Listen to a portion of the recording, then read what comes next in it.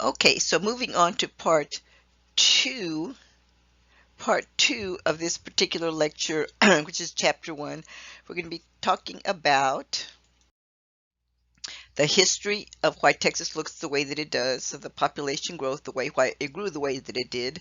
We're going to be talking about some of the demographics in Texas, and we're going to be talking about the culture by region. So let's talk about the history first. Have you ever wondered why Texas looks the way that it does? Well, you know what? Texas is very old. It's older than when America was discovered by the Pilgrims on the Mayflower.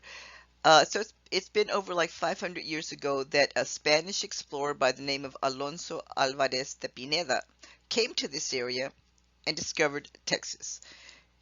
And when he and his crew came, what they said is that well, there were a lot of Native Americans. I mean, Texas was populated by Native American tribes, and so we kind of displaced these tribes. And so in the eastern pine forests, or the piney woods as they're called, there were Cherokees and Caddos. On the coast here, there were Karankawas, and in the western plains, there were Comanches, Apaches, and Kiowas. All right, we don't really have a very large Native American population anymore. As I said, they were displaced and a lot of them wound up in Oklahoma because that's known as Native America, and that's actually where I went to school. So yeah, they have a lot of reservations there. They have a lot of programs for the Native American population there. Texas only has one reservation, and that's the one where they call Lucky Eagle, where you go gamble, right? Okay, well, anyway, the reason that Texas started looking the way that it does now is that we call it immigrants, but guess what? Texas was part of Mexico. Surely you know that it was Texas and it was Colorado and New Mexico and Arizona, that part, and California. They were all part of Mexico until the Treaty of Guadalupe Hidalgo was ratified in 1848. Okay, and so at that time, what happened is that the people that lived south of the Nueces River, because the border with Mexico used to be the Nueces River, our Nueces River, and so that Treaty of Guadalupe Hidalgo changed the border to the Rio Grande, and in Mexico it's called the Rio Bravo. And so they said, and a lot of people were caught up in the middle because it was they lived in what was then Mexico, but they have property. Like that's how my family wound up in Texas. They had property that was granted to them by the Spanish crown. I mean, they were swindled out of it, but that's another story. But anyway, so at that point, they said anybody that lives within this range, of between the borders, has the opportunity to either stay where they are and become American citizens, or if they want to stay Mexican nationals, they need to move on the other side of the Rio Grande Valley. So they were the first immigrants. They were called Texicans.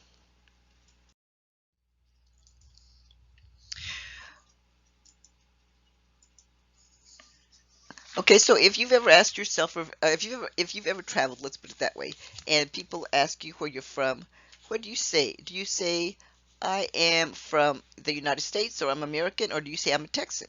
Well, most people say I'm a Texan. I'm from Texas. And so then people say, well, then, do you have a horse? And I say, I wish, where's your 10-gallon hat or whatever. But anyway, but there's really no typical Texan. There's a lot of cultural diversity of your belief system that we were talking about a little, in the last lecture, of what you believe based on the region where you grow up. But there's a lot of homogeneity, means the sameness. It means that we are Texans and we are very proud Texans, and we will defend the Texans, regardless. It doesn't matter. If you're a Texan, that means you're part of my family. There's a lot of homogeneity. So this diversity runs along cultural regions.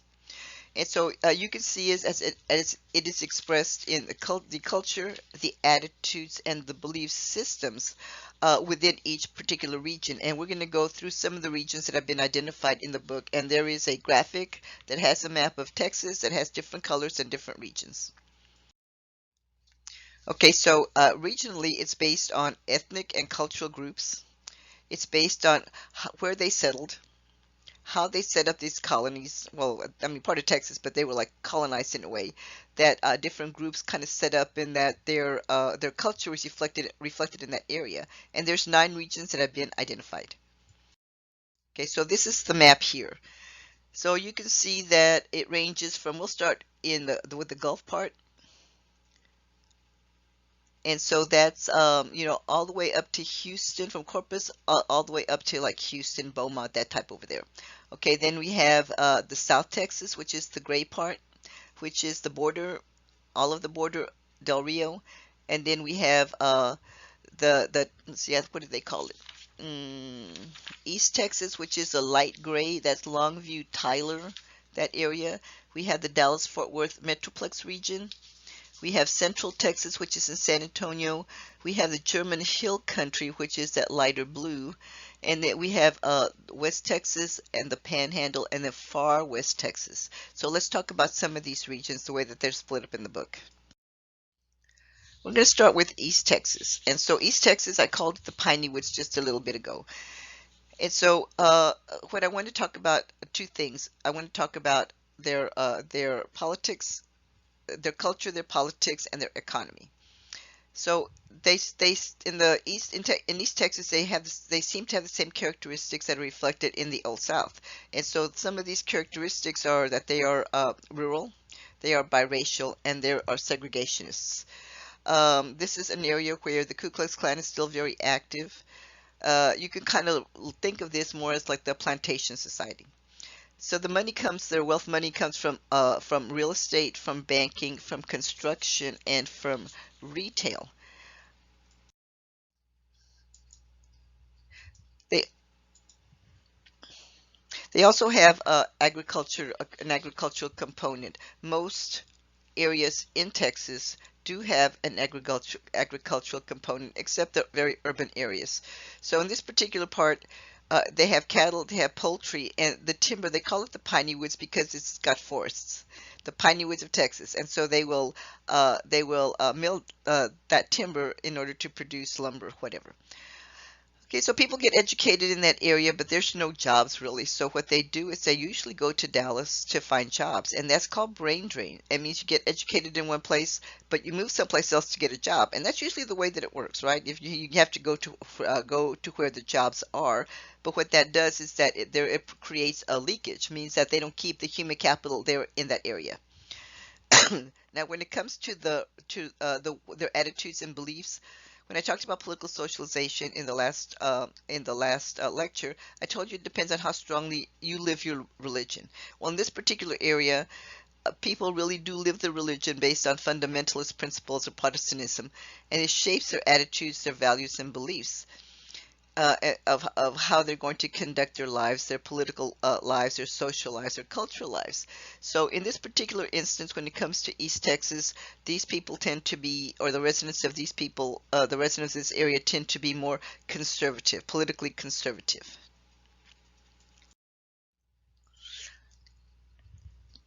Then we get to the Gulf Coast, that's our area, and that's all the way up to Houston. And so this petroleum industry that we have has contributed to the growth of our region as well as Houston because we're known as cities that have a lot of refineries. So that oil boom contributed to it. It's part of our economy. It's been such a large part of our economy, especially here in the Gulf Coast in Corpus Christi, Texas, as it is in Houston, Texas. They are both important shipping centers. Our port is becoming more and more important. The Port of Houston is huge. But our port is, I think they said it was like the fifth largest port, and they are dredging the port right now. They are building that new harbor bridge. The reason that they're building these things is that so they can bring in larger vessels. I think they call them large cargo vessels or something like that. And so they're saying that way we can, you know, like load more stuff, and we can, you know, it'll increase our economy. So it's a good thing. It's a good thing.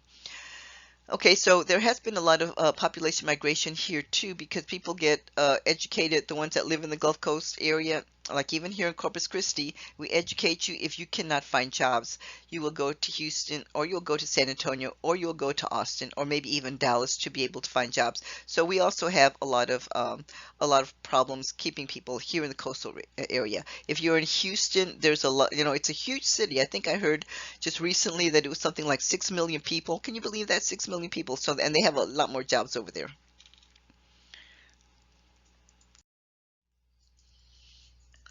Okay, and it is often said that, especially this area, is rural Texas in an urban setting. rural Texas in an urban setting. And so we also have an agricultural sector, and we raise all kinds of, like, I think there's cotton for sure, I think sorghum, corn. There's cornfields here within the city limits themselves. And anyway, so the wealth comes from oil, from construction, from land development. And so Houston has been able to diversify their economy, their economic base, due to several recessions that we have had in the past. There's one in the 70s, one in the 80s, one in the 2000s. It's 2020. Looks like we're going into one again. So now it seems to have more of a diverse economic base. I wouldn't say that's true of Corpus Christi. Corpus Christi's number one industry continues to be the refineries, the oil industry, the oil and gas industry. The port is also, we have had a lot of industries or a lot of businesses set up here in Corpus Christi, but they are like industries that are related to the production of the refineries, the byproducts of the refineries. So it's not that it's so diversified, although we have been able to build upon it, but it has not really become diversified. Then we get to South Texas. And South Texas is basically the valley all the way down to like Del Rio, from Brownsville to Del Rio, and then all that area around there. Well, that's kind of ranchero country. It's cattle country. The Rio Grande Valley has been known for the offshore types of industries. And so these are called the maquiladoras. And so basically both the NAFTA, which is now called it's only the United States, Mexico, Canada, the USMCA. So I mean it's basically NAFTA 2.0. But anyway, so basically this is what it is. They just renegotiated some of the terms for the USMCA, but the maquiladoras have been in existence for a long time, since the 60s. I think they started in about 1968. And so what it does is that it takes American-made raw materials and it ships them across the border. They will assemble it. Basically, they're factory jobs or assembly jobs, and then they'll ship them back to the United States, and the companies will pay for on the value additive labor, so it's cheaper for them. And so you could say this is a good thing or this is a bad thing, but basically this is kind of how the NAFTA and one of the issues with the NAFTA was work related, labor related, because it was saying, you are shipping all of these jobs to Mexico, but that means that that the U.S. Workers are losing jobs because you're shipping them to Mexico. They're going offshore. They're going offshore. It's a problem, and it has been a problem. There's been some success in bringing some companies to reshore them. That's what they're calling, to reshore them, bring back to the United States, saying, if you bring them back, we'll give you tax breaks or whatever. Some companies have taken advantage of that. Now, South Texas tends to be very heavily Hispanic with very low SES, and SES is socioeconomic status, which basically means low income, low education rates. Okay, I want to talk a little bit about the colonias and the environmental pollution that's down in the valley. Okay, so I told you about these these companies that are down there that are the assembly plants or whatever. Well, they have environmental regulations in Mexico, but they're not always enforced. There is this thing called like the bribe or the mordida. That's what it's called in Mexico. And so they just kind of look the other way. So consequently, a lot of the border area of Mexico is very polluted because they're byproducts of these factories that were making these products for Americans. One of the most polluted is down on the border, on the very tip, down the Cameron County, Brownsville, across in Matamoros, because what they're using is they have the chemical plants there. And so the chemical plants are always having these chemical spills and stuff, and all that stuff is winding up, in the soil, in the air, whatever. So that area also tends to be pretty polluted, and there have been a lot of health issues down there as well. Okay, this area tends to be bicultural. Bicultural meaning it's heavily, there's Anglos down there, but it's probably like maybe 95% Hispanic. But they're so bicultural, because, and that's saying part American and part Mexican, so bicultural in that way. Heavily Roman Catholic. They're agricultural based, sheep, goats, cattle, all kinds of agricultural products. And that was another thing that was negotiated with the USMCA about the agriculture, so that doesn't hurt our farmers. It's known as the border region or La Frontera. The whole area is the border region or La Frontera. And so they have many of the problems that are in Mexico are also on the border because even though there's a wall, even though there are restrictions of being able to come and go, there is still some cross-border activity, or let's put it this way, there was some cross-border activity. It seems to be diminishing at this particular point in time.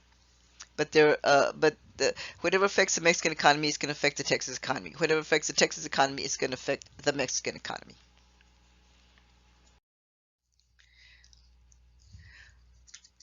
Okay, so the German Hill Country then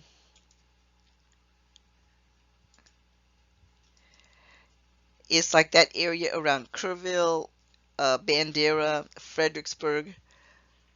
Okay, this was settled by the Germans. That's why they call it the German Hill Country.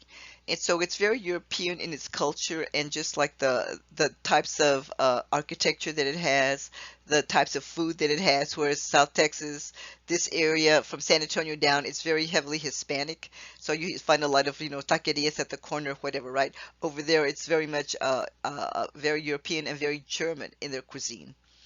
They have a big arts and crafts movement. A lot of times people will go to that area to settle on these artists, and they have like a big artist colony and stuff.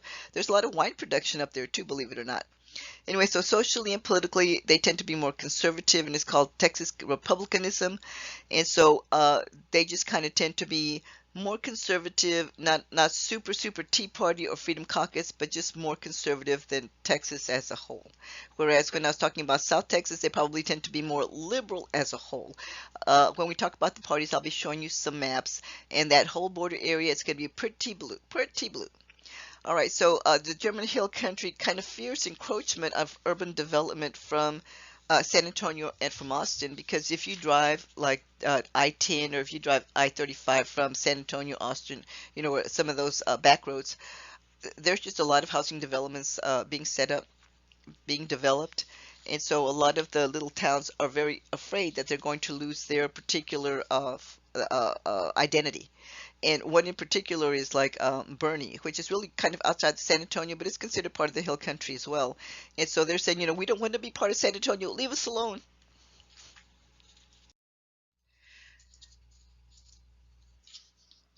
Okay, then we get to West Texas.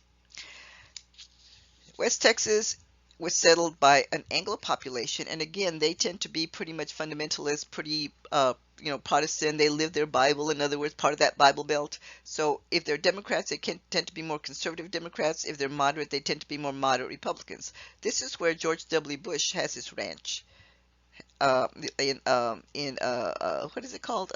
No, is it Crosby? No, what is it called? It'll come to me in a minute. But anyway, okay. So they have a large agricultural area as well. They have sheep, they have cattle, they have goats, and oil production.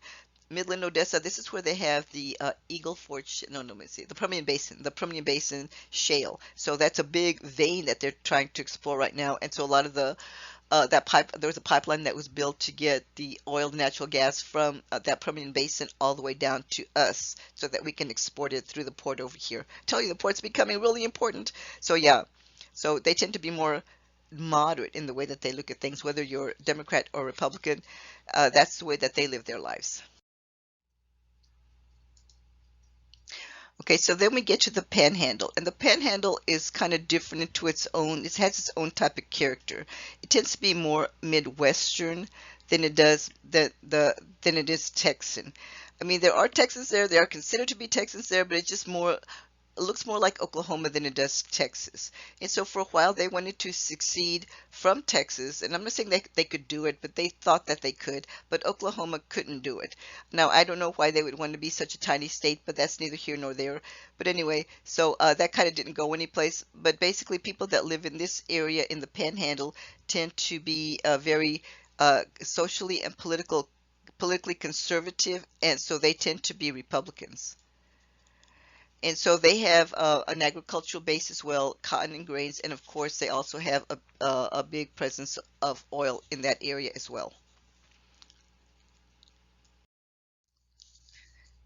Then we get to North Texas.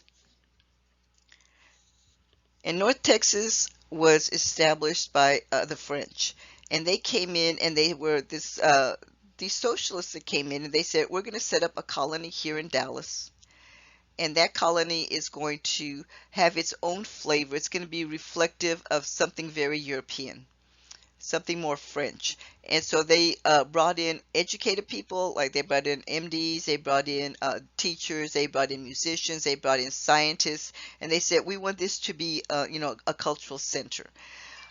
And I'm not saying that it's not. It doesn't look so much like that anymore, but that's the way it was originally set up. Fort Worth is also considered to be part of North Texas, but Fort Worth kind of seems to have like a little bit of a different character to me. I used to live up in that area also. Uh, Parts of Fort Worth can be considered more like, well, it's called Cowtown, USA, but like the downtown area. Parts of it are very urban, parts of it are kind of Western looking. So I don't know if it's more like West Texas or if it's more like urban Texas or North Texas. I guess it just depends on who you ask. Now, the economy in that area is heavily dependent on defense contracts. They have a big aerospace part there. They have one, I think it's maybe Boeing that's up there. Electronics are up there. That's what's his name? The one that ran for president that has a big Texas Instrument up there. Ross Perot, he was up there. They have the aircraft builders, as I said. But more to me, more than anything else, Dallas is kind of known for its financial centers in terms of like the banks. A lot of banks have their headquarters there. A lot of insurance companies have their headquarters there. AT&T moved their headquarters up there not that long ago, like maybe a year or so ago. But it's very urban in character. And so there have been a lot of people that have moved down to the Dallas area from the Frost Belt in order to find jobs because Texas has always been able to create jobs. We're lucky in that way. So people in the Frost Belt is considered to be like the like people that were making cars, like all of those jobs that were lost to the NAFTA. Okay, those were the people that were affected, and those were the people that came down to Texas to find jobs. And so the Rust Belt is usually like Illinois and Michigan and Ohio and that area around there. Okay, so finally we get to Central Texas. And Central Texas, that's where I'm from. I don't know if I told y'all or not, but I'm from San Antonio. And Central Texas is geographically, it's the triangle between Houston, Dallas, Fort Worth, and San Antonio. And so, if y'all don't know this, Austin is in the right in the middle, and it's the center of the in the center of the state, and it is the state capital. In the Austin region, there's a lot of high tech type industries. Like Dell has a big presence there. They have it's a kind of called the Silicon Valley of Texas. They have a highly educated workforce, probably one or the most. I saw not some figures not too long ago that they have more PhDs per capita than any other city in the United States. So a highly educated workforce. I have a PhD. In San Antonio, it's a little bit different than Austin. Their industry or their economy is more tourist based, more military, and they have a large medical presence. So tourism, because they have the Alamo, they have the Riverwalk, they have all of these things. So a lot of people go to San Antonio on vacation or whatever, and so that's part of their economy. There were many military bases there at one time. I think San Antonio may have had like 6 military bases. Now they're it's like maybe 3 or 4. So they've cut them down because of all of the brat closures or whatever. But there's still a large military presence. But when it comes to the medical stuff, if somebody in like one of the smaller cities like Corpus Christi, for example, gets sick, and if we don't have like the appropriate health care here in this area, you might get sent to Houston if you have cancer because they have that big MD Anderson hospital there, and they have a lot of like industries that developed around that, and that's why Houston had been able to diversify. Okay, well, San Antonio has everything to do with the heart, the cardiovascular stuff, thoracic stuff. So they have again a lot of like industries, like over by the University Hospital off of I-10. So a lot of like industry. So that's like a big industry for San Antonio. So it's very diverse. There's no single dominant trait. I would say when it comes to politically, Austin is definitely the most liberal of all of the cities in the state of Texas. And they have this branding that says keep Austin weird. San Antonio, their branding is there's no place else like San Antonio. San Antonio tends to be very the city core tends to be kind of like more liberal, but the suburbs tend to be more conservative. But there's really no dominant trait. It's kind of a mix of many things.